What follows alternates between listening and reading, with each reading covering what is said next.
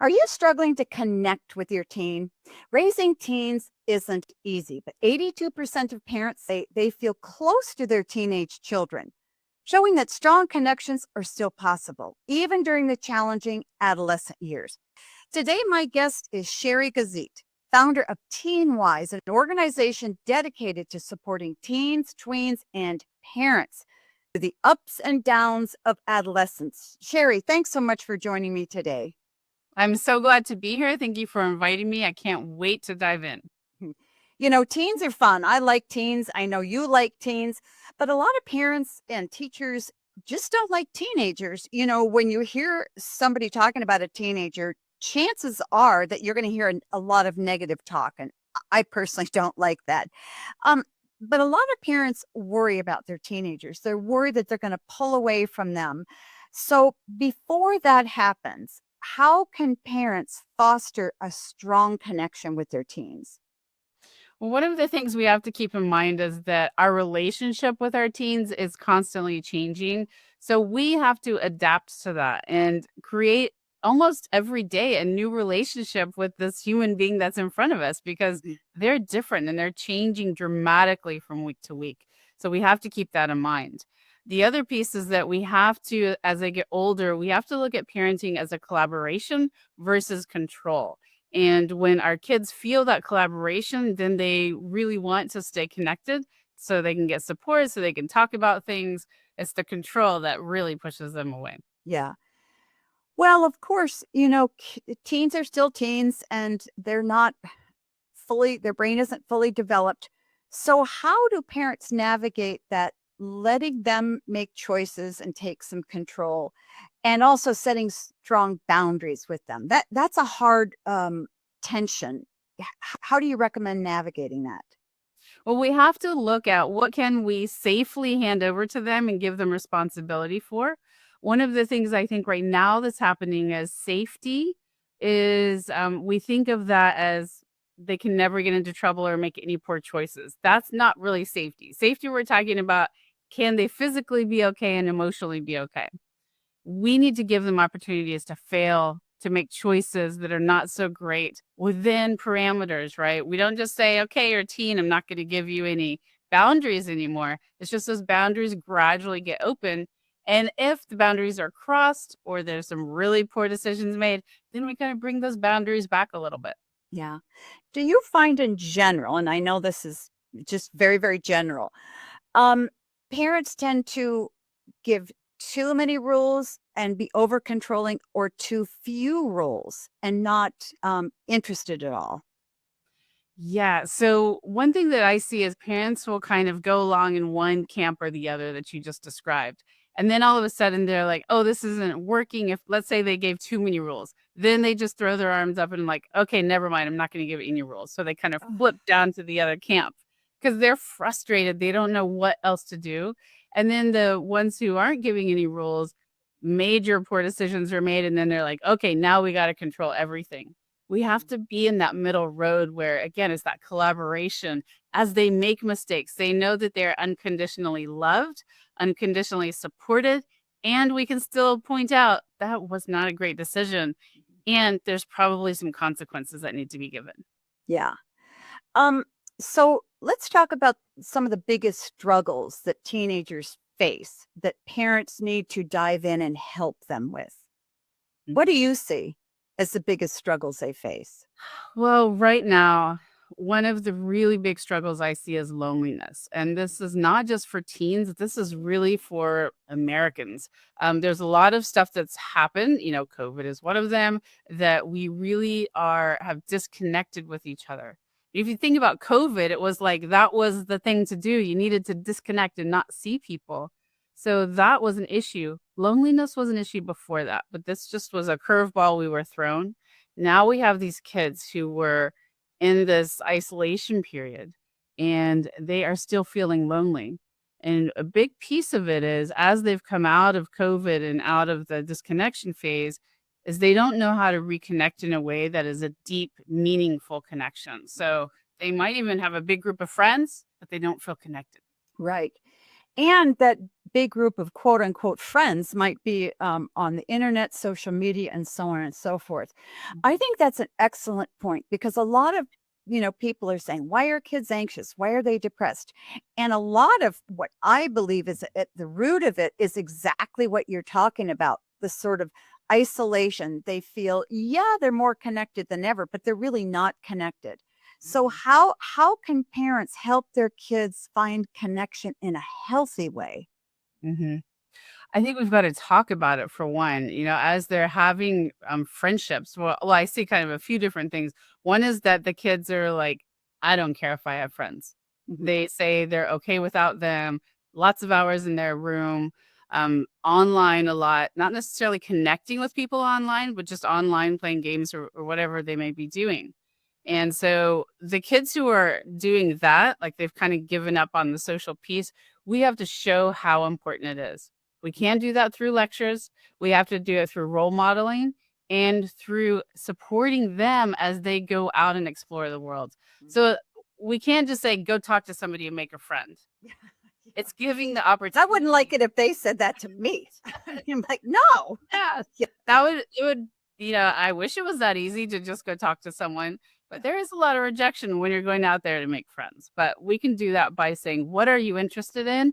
Let's get you signed up for something you can try with no pressure, not even mentioning the friendship piece of it. Yeah. Just giving them those connection opportunities. That's great advice too, because kids want connection and friendship with other kids who have like interests. And so Yes. if you put them someplace or they, have mutual enjoyment, they're more likely to find a friend. You talk a lot about friendship conflicts, particularly with girls. Yes. I see this and I'm just like want to pull my hair out. Let's talk about the most frequent friendship struggles that girls encounter and when do they start and when do they end if they end? They start very young, even in preschool, you can see these kind of conflicts because when we're creating friendships, these are deep, right? These are things that we're connecting with people. So there's going to be conflict and there's going to be insecurities. When they start to get in later elementary school and especially middle school, as their brain remodels, they're able to think about things in a different way. That's when the girl drama, the friendship issues start to escalate because they can see how they fit into the world around them. And there's this surge of oxytocin that says you need to bond with people. That bonding is not with parents, it's with other people. Mhm. So when there's a void in that friendship arena, a lot of things start to happen. The gossiping, the rumors, trying to tear people down so that you can have the connection with this person. It's not because they're evil masterminds. It's because they are learning and because they don't know what to do. And the friendships are so important. Right. Is there jealousy? Is that why some girls you'll see 3 or 4 girls have a 5th friend and they go along and they're all friends. And then all of a sudden the 5th girl is out and Yeah. she doesn't know what to do and mom is beside herself. And why does that happen and what do you do when that happens? Especially when you're talking about groups of friends, what will happen is they have their friendship as a group, and Mhm. then they have the one-to-one friendships. So many times the odd girl out, the one that gets left out of that group, hasn't created deeper connections with people one-to-one in that group. And Okay. so that's why they kind of end up excluded. And then what can happen is as that girl starts to feel them pulling away, then there's some girl drama that happens, some really negative behaviors because they're just trying desperately to stay part of that group. Right. Right.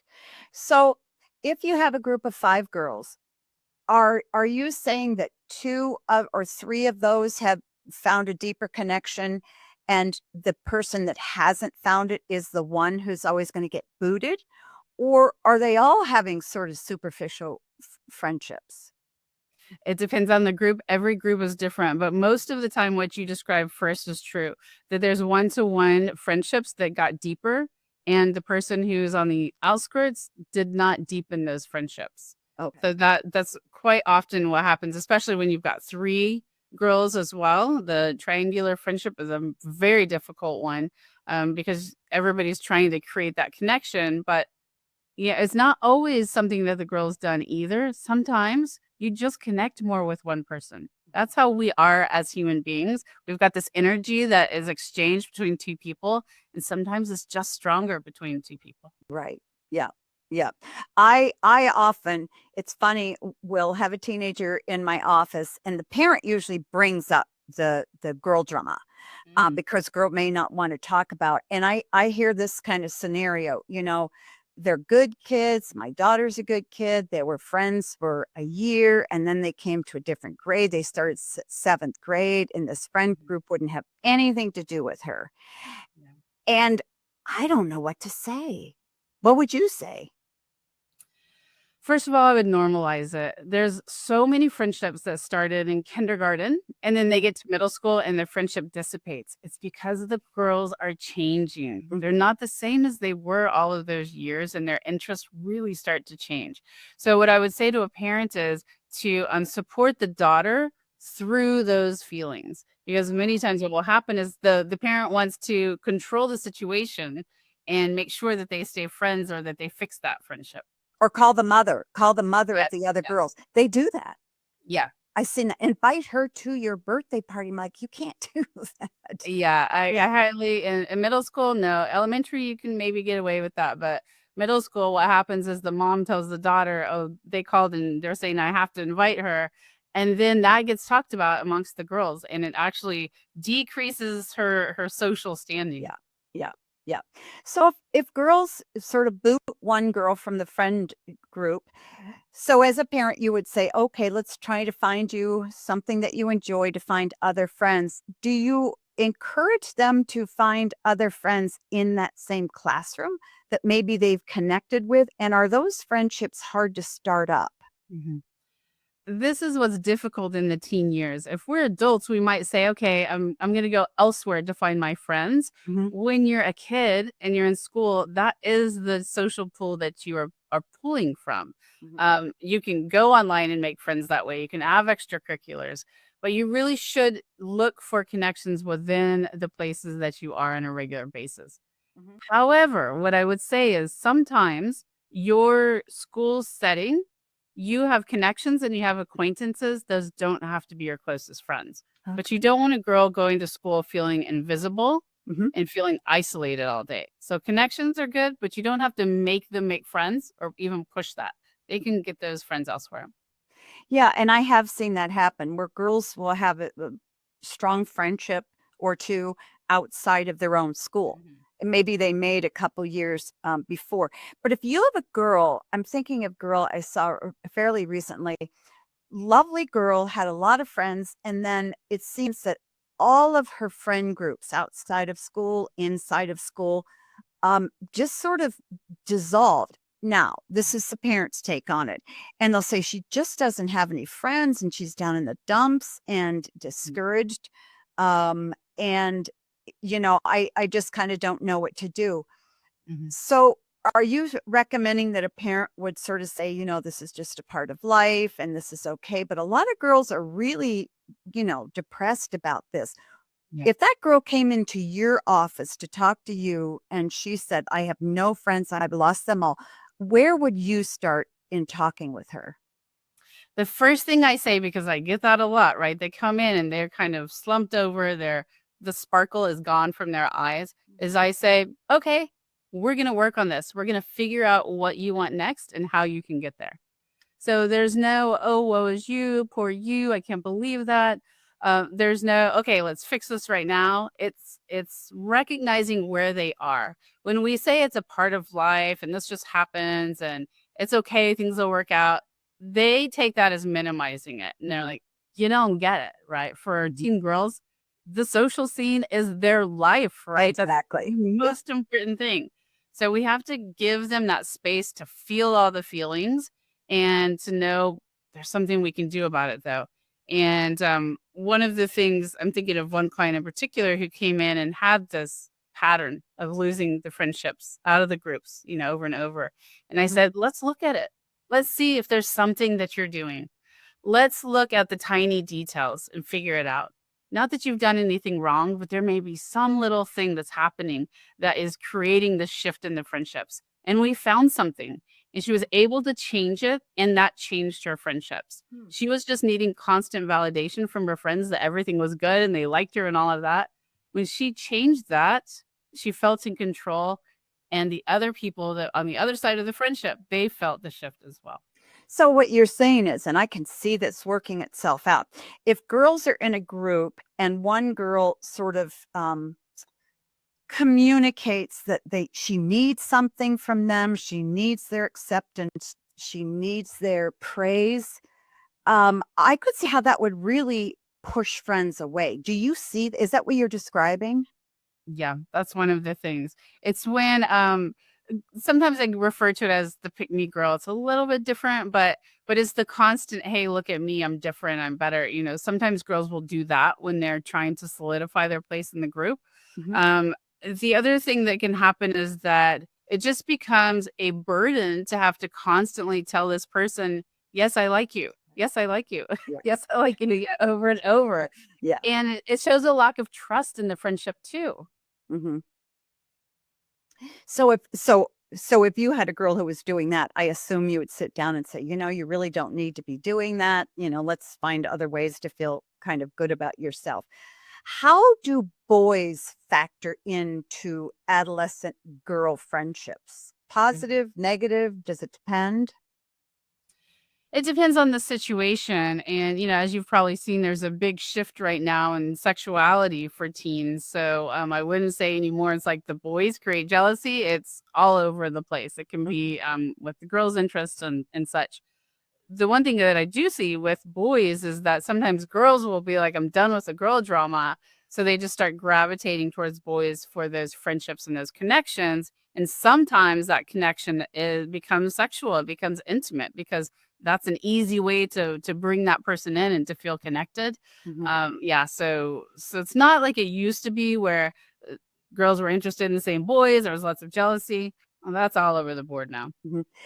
Um, what I have seen, and I don't know how common it is, Mhm. but I have seen that when a teenage girl sort of steps out of the group and is attaching herself to a boyfriend or somebody and Mhm. developing that relationship, she tends to leave the girlfriends behind and spend more time with the other person than with her girlfriends. And I have tried to sort of talk to girls and say, try not to isolate with this person, try to stay connected with your friends. But in general, what I've seen is the girls have a hard time doing that. Yeah, and it's so unhealthy because as we know, most people are not gonna meet their lifetime partner in middle school and high school, right? So what happens is if they do that and then the group says, forget it, we're not friends anymore, that's that girl's social connection. So she doesn't want to break off that relationship, even if it's not so great, because she now sees herself as not having another group to turn to. Right, right. And also, yeah, and also sometimes that the other person can pull the partner's time and energy away and become jealous of the friend group. I've seen Yeah. that too, where you say, I want they dominate their time and sort of Mhm. help them or get them to leave very, very little bit of time for their friends. Let's talk about social media. And we know that social media is a big thing now with Mhm. self-worth and girls in particular. How much does social media play into friendships for good or for bad? Yeah, so social media, one of the things that's happened is it creates the social world is going on 24/7. It Mhm. used to be back before social media and even just cell phones that when you got home from school, you could take a break from all the social stuff going on. But now it's going on 24/7 because there are some girls who are on their phones in the middle of the night Right. and texting and all of that group texting. So it has exacerbated it because there's not a release. So it keeps these girls in a fight or flight state for Hmm. much longer, much bigger parts of the day. That's one really big issue. The other is that before social media, you might not have known if people went to the mall without you or if you Right. weren't invited to a birthday party. Now, it's in your face Yeah. and everybody knows that you're not in that picture with everybody else. Right. So it's very public, the things that are going on. It's just really exacerbated it. So how does that affect a girl's sense of self and her sense of self-worth? It's a constant questioning.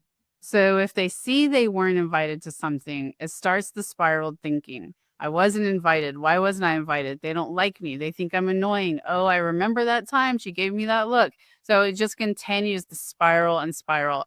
It increases anxiety. It increases the feeling of helplessness and hopelessness, which is depression. So there's it just ramps up everything, and it really is just in your face, and it's really difficult because we can't say to girls these days, just don't be on it. Mhm. We can, push out when they get started on social media, but it's a way that they do stay connected. So we can't just take it out of the equation. We got to figure it out. How can parent relationships and communication and bonding offset some of that social media stuff? Yeah, that's a tough one. Our kids have to feel secure in who they are. Hmm. That's really difficult. We can't, as parents, control that. We can't make that happen. What we can do is unconditionally love them. And most important is when they mess up, when they make some big mistakes, or when they're in the midst of girl drama or they don't have any friends, is that we connect with them and we're not constantly talking about the issues. Hmm. Very loving, well-meaning parents will oftentimes, when their kids get home from school, the first thing they ask is, "Well, how did so and so treat you today?" or "What happened in the lunchroom?" And so the relationship, the parent-teen relationship, becomes all about the girl drama and friendship issues, or all about the social media. That Yeah. it's this constant buzz. So if we can step back from all the stuff, connect with our kids on a level that has nothing to do with all the stuff going on, that can ground them better emotionally and make them feel connected. So, how important is it for parents to do things with their kids that don't involve school, or take them on trips, or take them camping, or take them shopping, or something like that?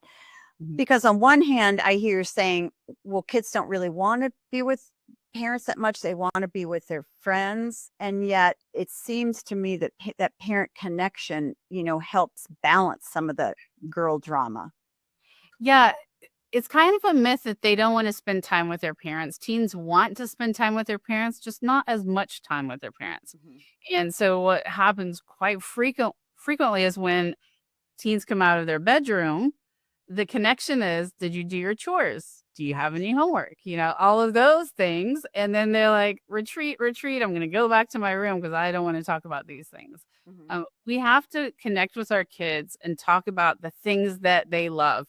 So if they're into anime, if they're on TikTok, if they're, whatever it is they're doing, do your research. Find out more about it. Ask them about it. Take the time to sit down and watch a TikTok or two with them, watch some anime, whatever singer they're into. Do the things that they love. Mhm. And And meet that's them makes there. Yeah. Yeah. Even if you don't like the things they do, what I have found is get in there anyway and then just start asking them questions. Yes. And I think one of the biggest mistakes, I'd love to hear your take on it, is that often parents, and sometimes teachers will do it too, is they use a tone of voice when talking to teenagers as if they're just waiting for that kid to screw up. So they Mhm. better not this and they better not that because it's just a matter of time. Talk about tone of voice that parents need to use Yeah. in talking with their kids. Yeah, there's tone of voice. There's also our word choice. What are the questions we're asking? And if you're looking for them to mess up, you're going to only notice those things. You're not going to be praising them for the amazing choices they made or the effort they put into things. We have to check our filters. What filters are we looking at our kids through? Because if we're constantly waiting for that next mess up, our kids feel that. They know that. Mhm. They're like, "That's what my parents expect of me, that I just mess things up." Mhm. And, our kids live up to our expectations quite often. Sometimes we're like, "Okay, I want a kid with all A's," but what are the messages that we're conveying through our tone, through Mhm. our words? Yeah. Yeah, we want our kids to feel the love, not feel the condescending voice. Well, we tend to do it as parents without even thinking about this, Mhm. that this is a little bit of a curveball and you don't need to answer it if you don't want. But what about how much does a parent's history of being a teen themselves affect their parenting of their own teen? Yeah, this is not a curveball at all. When I work with teens, I work with the parents too for this specific reason. We all carry a backpack around with us, and our backpack is filled with stories and filled with emotions connected to those stories. So when our kids hit middle school and let's say they're going through some friendship issues, our brain subconsciously most of the time is picking through that backpack. What do we know? What are the patterns? And so if our daughter comes home and says, Amy was mean to me, then we might pick out of our backpack, oh, I was bullied as a teen. Amy's a horrible kid. Don't talk to her anymore. You need to ditch that friendship. Mm. So it absolutely affects how we emotionally feel what our kids are going through. And then it affects the choices that we're making on how to support them. So if a parent had a pretty rough uh, childhood, particularly during the teen years, and didn't have much connection with parents, or parents were sort of, not involved at all, how do they begin parenting their teenager? Because, their teen years were just a mess. And so there's sort of looking maybe at their teenager going, well, mine was a mess and you remind me of me. So yours is a mess and I don't know what to do. How does a parent start to say, okay, I want your years to be better than mine, but also break the patterns and the memories that they had, I guess, as a Yeah. teen? We have to do a little bit of work. We have to, as parents, we've got to dig through that messy stuff and clean out our backpack. Like if you've ever seen a backpack that was left at the end of the school year and you didn't give to it like till 2 months later, it's gross, right? It's got mold. It's Yeah. got So were you saying we're moldy people, basically? Yeah. yes, yes, we gotta look at our mold and clean it up once in a while, right? Yeah. Because if we don't do that, we're reacting to everything our kids are going through, and we want to respond.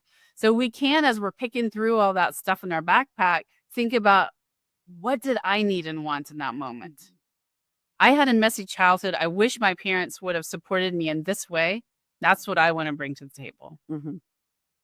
So um, they can rewrite the script for their kids, even though they couldn't have. But I think that's great to sort of put themselves back in their kids' shoes at that age. What was it like for me when I was 14? What did I really want that my parents didn't give me? And then to be able to have the courage and the strength to say, okay, I'm going to give it to my kid, because that's a really hard thing to do.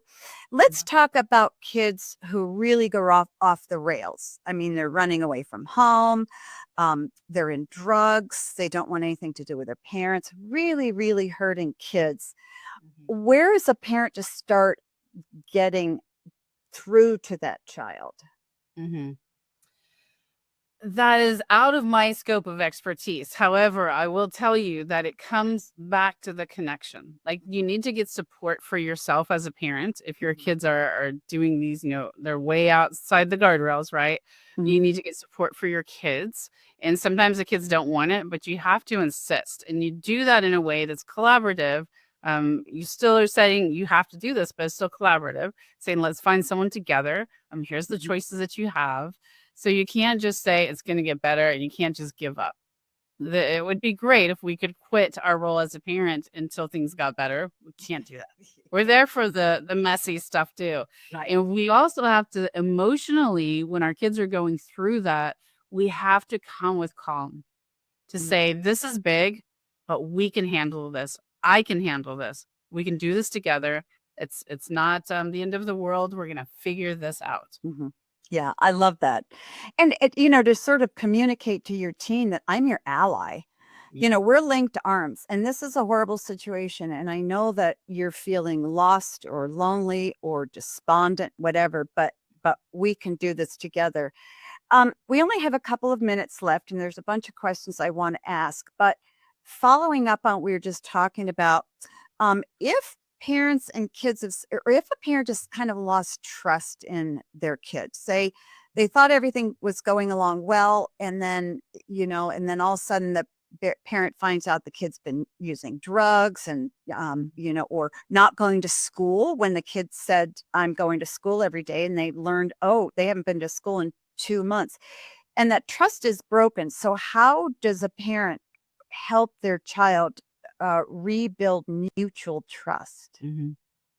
One of the things I've seen happen when there's some really poor choices being made is the parents withdraw love and step in with control. It comes from a place of fear. And so we have to go in with that love and connection. Mhm. If they aren't going to school, instead of saying, "Why aren't you going to school? You're going to be grounded now for 3 weeks." Say, "What's going on with that? Mhm. Why are you avoiding school? Is something happening at school? Let's talk about this." So Mhm. connect and talk, and then you talk about what are we going to do about it. Mhm. But you have to start when you're communicating with anybody in a conversation. You start where they are. We as parents often want to start with the fix it. What do we need to do? Mhm. With our teens who live in a constant emotional state, we have to start the conversation with the emotional piece of it. Mhm. What's going on? How can I support you? It's so hard. Now I don't have teenagers in the home. My kids are grown, but I can see parents saying, "Oh, this is terrible. Why are you doing it? Now your future's ruined. This is just a horrible thing. You don't have friends anymore." And they kind of panic. Yep. And then they feel like they don't have the tools to deal with it. And then finally, they they feel that they don't have enough time, and time is a big issue with parents because what you're talking about doing requires time. It requires being in the same room with your kid and talking to them face to face. How much of a healthy relationship with a child does time with your teen matter? Yeah. So how much does time matter really is what you Exactly. Yeah. yeah. It doesn't have to be a lot of time. It has to be quality time. How you're spending time, it goes back to when they come out of their room, are you talking about chores and grades and all of that? Or are you talking about how are they doing? Mhm. What are they interested in? That is what makes you feel connected. Mhm. If you think about like 5, 10 years from now, the kids are going to come back to you and want to talk to you because you're talking to them about things they're interested in, not because you're checking on their grades every day. Those conversations they run away from. Mhm. You're When they interested? Yeah, go ahead. Sorry. I was just say when they feel connected to you, they want to talk to you. And so we have to connect with them in a way that feels good for them. And to let them know that we value the person, not the stuff they do. But we tend to talk about all the stuff they do because that's what all our friends are doing. And it Yeah. makes us feel like a better parent if our kids are doing a lot of stuff. My guest has been Sheri Gazitt. She is founder of Teen Wise. It's an organization that supports teens and tweens and also parents who need a tremendous amount because teens don't live in isolation. Sheri, how can people find you? How can they learn about Teen Wise, get connected with your organization? Yeah, I would say my website is a good place to start. It's teen-wise.com. And then from there, you'll see the other resources. The most active way is to head to my Facebook group, and we'll make sure we have the link there. That's where there's constant trainings and conversations going on. And are your trainings for the kids or for the parents? They're for the parents. The private coaching that I do is for the kids. And we talk about beliefs and limiting beliefs, I should say. We talk about identity. We talk about confidence, emotional resilience, and interpersonal skills. We really dive into helping them up level their lives. Yeah, you get into the nitty-gritty. I love it. Yes. Kids need somebody to go there with them. Sheri, this has been so informative and really fun. I really appreciate you coming and joining me today. And I would strongly recommend that parents, if you have any concerns about your teen or wondering how to navigate certain things like girls in seventh grade being mean to each other, um, check it out. I think you'll find a lot of help. Thanks, Sheri. Thank you. Hey, parents, I'm Dr. Meg Meeker, and if you're ready for real solutions to your parenting problems from a pediatrician, join my Parenting Great Kids community today. You can try it for free. You'll get access to my webinars, podcasts, and my live, and you'll have access to my courses free. Go to meekerparenting.com and check out Parenting Great Kids Community.